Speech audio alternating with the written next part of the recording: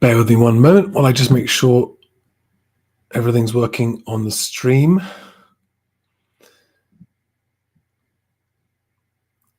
Hi, guys. This is an unexpected video, but I felt it absolutely essential to put this out there. Because for me, I've finally connected up the dots and worked out where exactly I've pinpointed the cause of my appalling decision-making that led to the emergency where I had to land at Merrifield. Now, if you haven't seen that, I've linked to it in the description below on YouTube and on LinkedIn. If you're watching on Instagram, you'll need to go to my YouTube channel to find it, right? But it's had about 7,500 views now, that video, and then the reaction to the video. And there's been a huge reaction in the comments, predictably, and 98% of it has been constructive. Even if harsh, it's still been constructively harsh, and I've always welcomed constructive criticism. But there's one thing that not one single person noticed that I was trying to actually say in everything all my discussions about this, from the original video to the reaction video, which is that my mistake wasn't taking off from Earl's Colne, knowing there was bad weather potentially going to stop me getting to Dunkeswell. If you watched the video, you heard me hear Dunkeswell tell me what the weather was like. I took off expecting to land at Henstridge. I got two different family members living very close to Henstridge Airfield who I could have stayed with. I know it well. And had I stuck to my plan of landing at Henstridge Airport, it would have been a completely uneventful, if bumpy, VFR flight with no issues. An uneventful, bumpy VFR flight into Henstridge. There'd have been no video. There'd have been no emergency. And as I said in the opening of the original video, my decision not to land at Henstridge was probably one of the most stupid decisions, if not the most stupid decision of my entire life, because it's only by the grace of God that I didn't end up a smoking wreck in the hillside. I ended up weathered in, worn out, fatigued, losing my bearings, and had to do an emergency landing into Merrifield, the naval base. And the one thing that there's been lots of people making lots of observations and comments, and all of them are good, and it's been helpful, but nothing has been particularly insightful that I found, because I kind of agree with all of it. Yeah, these are the obvious mistakes, right? I don't agree it was a mistake to take off. It was a mistake not to land at Henstridge. My mistake was not to land at Henstridge. That's obvious to me. And had I landed at Henstridge as I had planned to do, if the weather was getting worse, there would have been no problem at all. This would have been a non-event and a non-story. The unanswered question, which I said in the original video, why? What was it that made me make such a poor decision? And that's been really eating at me because I haven't been able to figure out why. I'm not someone that doesn't respect the weather. I absolutely do respect the weather. I'm not someone that just goes, oh, it'll probably be okay, I'll have a go. And so I've been racking my brains and going round and round and round and round in my head as to what it was that led me to think, because I remember thinking at the time, this is okay. Why did I think it was okay when it wasn't? And it's led to me ending up in an emergency. And I have pinpointed it. It's going to take a little bit of explaining. It's quite deep. And I've taken the approach to this of an accident investigation bureau would take, which is, we're not trying to portion blame or find who's an idiot or not an idiot. We're just trying to find out what was the actual root cause of that poor decision making.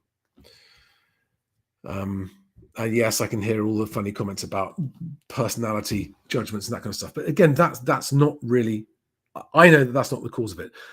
I knew there was a cause. I figured it out. It takes a bit of background. And so forgive me, this might be boring. If you're not interested, don't worry about it. This is only here for people who actually would like to learn. The whole purpose of doing this video is to share with other pilots my mistakes, what I've learned from them. And this is what I've learned. I've learned that some habits that I had, which I'll explain, led to a decision being made with an assumption that was a subconscious assumption that was no longer a valid assumption. And had I realized that, I wouldn't, under any circumstances, have continued on, and I would have landed at Henstridge.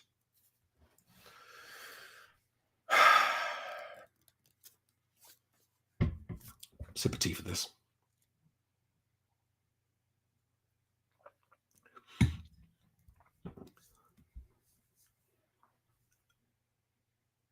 Some of this is uncomfortable to openly discuss, but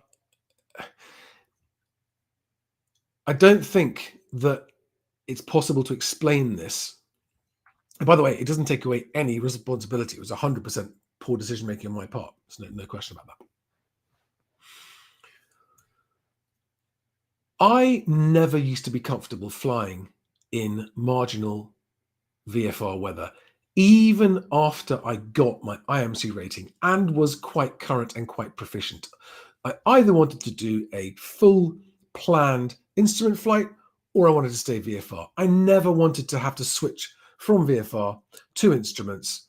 It was always nice to know that it was there as a backup, but I never planned to do that. It was either I'm going on a VFR flight or I'm going on an IFR flight. Because IFR flights, as anyone who flies knows, takes a lot more planning and preparation. It's much more technical, much more detail, much more forward thinking and forward planning compared to a VFR flight. And genuinely, it's to do with my experience and comfort levels and that kind of stuff. I did not like flying in marginal weather. And then one day, it was actually back in 2017, so 7 years ago, I was in Maine in the USA flying seaplanes, which I used to do twice a year back then. I used to rent a 172 on straight floats from Twitchell's seaplane base and go off and after I'd done about 10 hours of duel with them and they were happy with me going off into the wilderness, I'd go off into the wilderness. And there were various places you could go and stay. And one year I flew into this absolutely fantastic place. It was so far from anywhere. It was off the grid. It didn't have electricity. It didn't have internet. They had like a method of creating some electricity for when they needed it, but basically it was totally off grid. No running water, log cabins. It was a fishing camp, and the only way of getting there was by seaplane in, seaplane out. And I flew in there one year and I landed. And before I could go anywhere else, I needed to get some more fuel. And the nearest place of fuel was a sort of 20-minute flight away from this camp. But the weather had become marginal. I mean, really very marginal. Actually, as far as I was concerned, it wasn't even marginal. It was definitely IFR and it was definitely not flyable. And I landed there and I said to the owner of this camp, who was a seaplane pilot, I need to get some fuel. Can't go in this. This was the next day. He said, "What do you mean you can't go in this?" I said, "I can't go in that. That's awful visibility. It's awful. There's no way I can take off from that." And he said, if we couldn't fly in that, we wouldn't have a business. And he said, he was really kind. And it was one of the best lessons I ever had. He said, "Look, I'm not an instructor. I've never been an instructor, but I have flown my seaplane as a business tool every day throughout the season for over 20 years. And I have customers coming in, I have customers going out. I have to bring supplies in and supplies out. And my seaplane is the only way I do it. And I have to fly almost no matter what the weather is. But it's always VFR. It's never on instruments." And I was like, "What does that even look like? What do you mean?" And he said, "Look, we have no internet here. I've got no way of checking the weather. I've got no way of knowing what the weather is like. This is how it used to be back in the day for bush pilots. They didn't know. And if you wanted to find out what the weather was going to do, you had to take off and go up in the sky and have a look." And I'm not going to go into too much detail, but he basically said, "If you like, I'll come with you and I'll show you how I do it. And I'll show you how we fly in this weather." And the long story short was that he showed me a technique where there was always an out and it allowed you to pick your way through marginal VFR weather in safety. He said, "I've been doing this for 20 years. And on a couple of occasions, I have had to land, but I've always had a place to land and it's never been a problem." And flying with him and understanding how bush pilots work and how they treat the weather and how they would make these decisions when they had no way of checking weather. They had no phones, right? They had a simple little email system that had basically a way to download text-only emails once a day. That was their only communication with the outside world. And in flying with him, and this is a guy who's just been flying for a living, not a commercial pilot, but just flying for a living for his business for his whole life. He's actually the son of or the grandson of a very, very famous aviation pioneer, aviation engineering pioneer. But I don't want to say who it is because that's not necessary. And it reminds me of when I used to go skiing with much more experienced people. I'd suddenly have a breakthrough and my confidence in certain conditions would grow. So, long story short, I developed a new, from what I learned flying with him, a new way of approaching marginal VFR weather that was still completely safe, but it was not a typical way of doing it in the UK. It's how bush pilots did it. And it actually made me a safer pilot because it meant that when I did find myself getting to slightly marginal weather, whereas before I would have actually got quite nervous and panicky and worried about it, I knew what to do. I'd been taught by someone. He said, I'm not an instructor. They don't teach you this, but this is how we bush pilots do it. Right. So how did that translate to the UK where it's different and we do have access to weather and stuff? Well, that was in 2017. And since then, it's slightly altered my, I've always had a valid IMC rating in the UK. And so my approach on marginal VFR days was to follow the technique he taught me, which I won't go into now. Always have a backup place to land, but the worst case scenario was to go onto instruments and climb. Just onto instruments and climb up into the cloud and get up above MSA and make sure, and then use an instrument approach into whatever airport. That was always my backup, and sometimes I used that. So occasionally that would happen, and sometimes it would be going and landing in an airport. Sometimes it would be actually just going through a cloud and then popping out into clear blue Cav OK weather. I remember once doing that actually with I had family on board, and it was no problem. It was marginal VFR. It got a bit too marginal, the conditions got a bit too poor. And I made the calm decision to go onto instruments, and I got a weather report from ATC about where my direction was, and they said, "Yeah, it's Cav OK, about 5 miles from where you are." And within 2 or 3 minutes, I was through the cloud and out into Cav OK. So that was my approach, and it always was my approach to marginal VFR, and it was safe and it worked, and I used it on a number of occasions. It was never dangerous, and the mistake I made this time was that, as I said in the video, I made the conscious decision before I took off from last column that going onto instruments was ruled out and was not an option on that day. Remember, if you watch the video? And my assumption that I was okay to carry on in that marginal weather was based on an assumption of, because that's what I've always done, I incorrectly and subconsciously assumed because I have my backup of going onto instruments. But I didn't. I was right not to as well, because it had been too long and I wasn't current.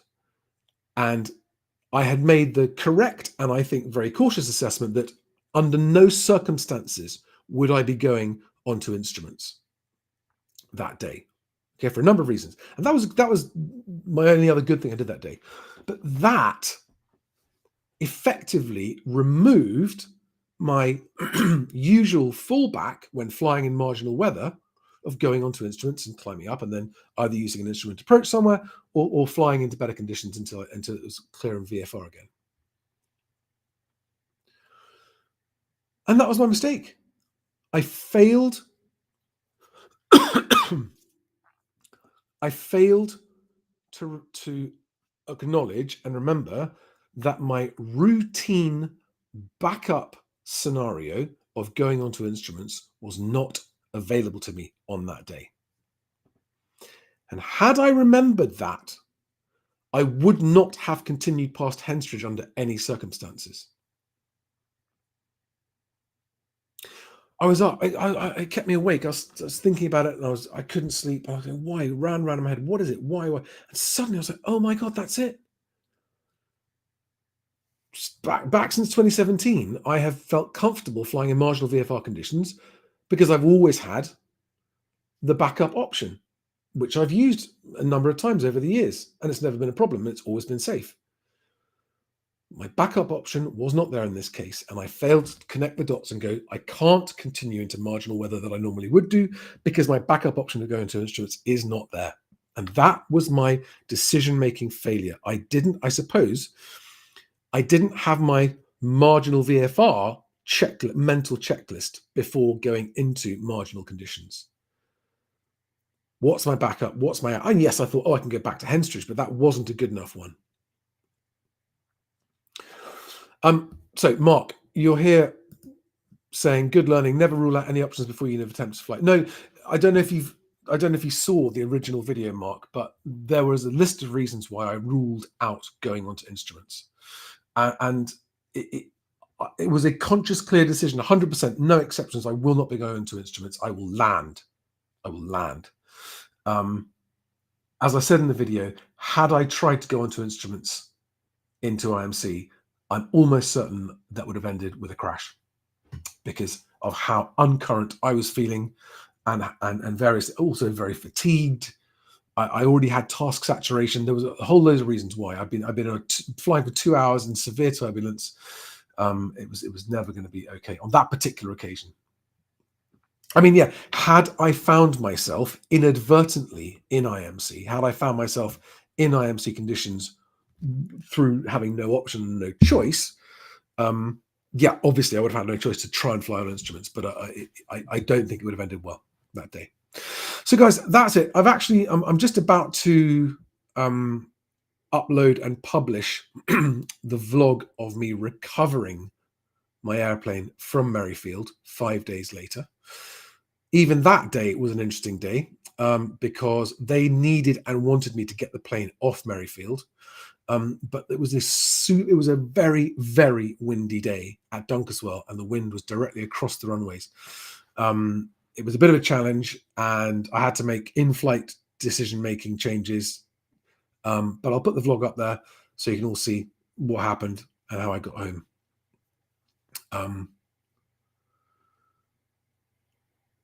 So to those of you who found this particular story interesting, I hope that's helpful to you.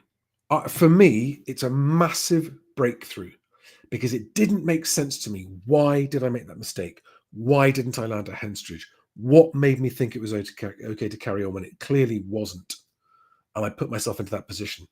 And had I been current on my IMC, and had I been comfortable and confident to use my instrument rating, there wouldn't have been an emergency. I would have simply gone into instruments and got an ILS into Exeter. Wouldn't have been a problem. But that wasn't available to me. And I had failed to remember that that wasn't available to me. It's the first time that's happened to me since I got my instrument rating. That's the first time that's happened to me. So what's the lesson here? I suppose it's a sort of mental checklist. If I'm going to change the conditions I'm flying into, do I have everything that I need at my disposal? Do I have all the resources? Do I have all the options that I need available to me at my disposal so that I don't get myself into trouble? This doesn't change anything. It was a stupid decision, but as I've said in the first video and the second video, I still don't know why I chose to ignore my plan to land at Henstridge. I finally worked out the reason why. Doesn't make it okay, doesn't justify it. It at least explains it. It just makes sense to me now. That subconscious assumption that I had the out that I didn't have. And thanks, Mark. I really appreciate that. Anything that gives us all insight that helps our decision making is great learning for us all.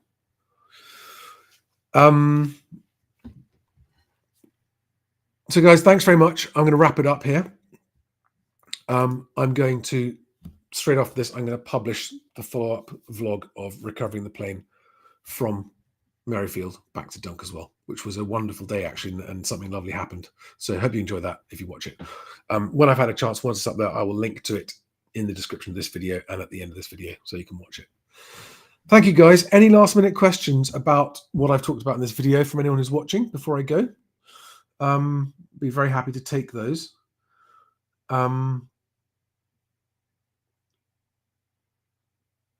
specific questions about my decision making and what I've explained in this video would be cool. But if I haven't and there aren't any appearing, I'm going to bid you all good night. Thank you for watching. And also a big welcome to the 100 or so new subscribers that I've had since I published this video.